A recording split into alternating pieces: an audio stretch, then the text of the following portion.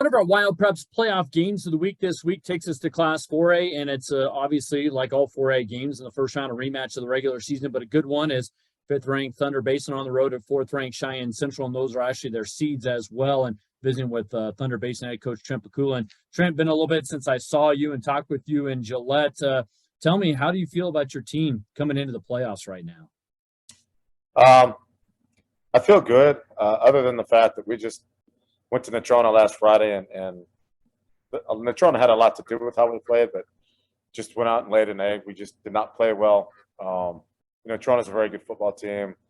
They got after us. They're real physical, and we just didn't match it that night. So that gives me a little concern. I know what our kids are capable of. And so, we've had a great week of practice. And so I'm just hoping that our kids understand that, the first time we played Central, we really dominated in the first half, and then we just let them dominate us in the second half. So it's just, I feel good about them, but I just have to, I'm a little bit nervous about which one of our teams is going to show up to play. Gotcha. Talk a little bit about that first game. As you mentioned up at your place, you were controlling that game, and I think you even told me that it was one of those situations where you had a chance to go down and score and maybe create a little more separation in the end of the first half, and you didn't. They scored, and all of a sudden it changed into a different game. What do you take away from that game, if anything? Well, we came out, we were hot, we were running the ball, we were throwing the ball, we were doing a lot of good things. We gave up a kickoff return for a touchdown, which really that was the opening kickoff. So that got us kind of on our heels right away, but we responded. Offense went down, and it was 21-7 at one point. They scored to make it 21-14, and then we had the ball. We had the ball inside the 5-10 yard line and threw an interception. If we score there and then we had the ball after halftime, if we score there and we score after halftime, I think it's a different game. Unfortunately, they made a play. They picked it off.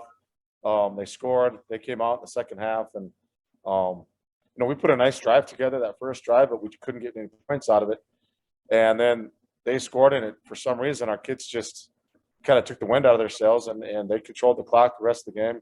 Bartlett just kept running right, running left, and kind of had his way with us in the second half. So it was kind of the tale of two halves, really. And for a lot of times for us, we played better in the second half, and definitely at the Central game, they controlled the second half, which unfortunately for us controlled the game. So what have you been doing in terms of adjustments this week? I'm not asking for the game plan, but what are you trying to talk with and adjust with your kids this week? Well, just, the fact that just having to understand the urgency of playoff football. You have to play for 48 minutes. It does not matter who you are, who you play. Show them the film. We watched our Central film again and just showed them some things, that we were able to do successfully, and then show them some things that they did against us that, put us in a spot. So, it's for us, it's a matter of taking care of Keegan Bartlett. First and foremost, their offense runs through him. He's a 1,000-yard rusher, or he's high, and I don't know if he's got 1,000 yet, but he's thrown the ball for over 1,000. So he's just a dual threat quarterback. He's big. He's tough to bring down. So defensively, we have to rally to the ball and tackle, and that's all we've been doing all week long. Is we've put some different kids at quarterback that try to emulate what he does. And offensively, we have to get the ball to our playmakers. Last time we played them, they bracketed Laframboise, and he still had a good game. He still had, I think, 7 catches, but we weren't able to get him loose in the secondary. So we have some different ways to get him the ball. We're hopefully a little more creative ways, but along with that, we have to be able to run the football. When we run the football, we're successful. Against Natrona, we couldn't run it, and they kind of controlled the clock. So if we can run the football and get those linebackers to commit a little bit, it opens up our pass game, and then we're successful. Anything that you do to address playing on the road in the playoffs? Obviously, anything can happen on any given Friday night, but you guys have had maybe a few more struggles on the road this year. Well, not really. It's just we're leaving earlier than we normally do just to get the kids off the bus so they can get to the field and walk around and get a ball out and throw and just kind of relax a little bit. It seems like lately we've been getting there. It's always been a rush. And so a lot of times, against the Kelly Walsh, our freshman played before us, and so that pushed the game tight. Against the Trona, we got there early, but school was getting out, so we couldn't get the bus in like we wanted to, so that put us a little bit behind. So, yeah, we're going to get there early. Just try to get the kids to relax, and just talk about, again, the urgency of playoff football. If you win, you get to go. If you lose, you're done. You're chinning your pads. And so just trying to get the kids to understand that at times this year, they've been one of the best teams in the state. I mean, we took Sheridan down to the last play of the game. We had East in the second half and just gave up a lead. So it's just get them to realize that they are as good as we think they are, and then to go out and play football. Trent, thanks so much for the time. Wish you best of luck Friday at Cheyenne Central. Absolutely, David. Thank you very much.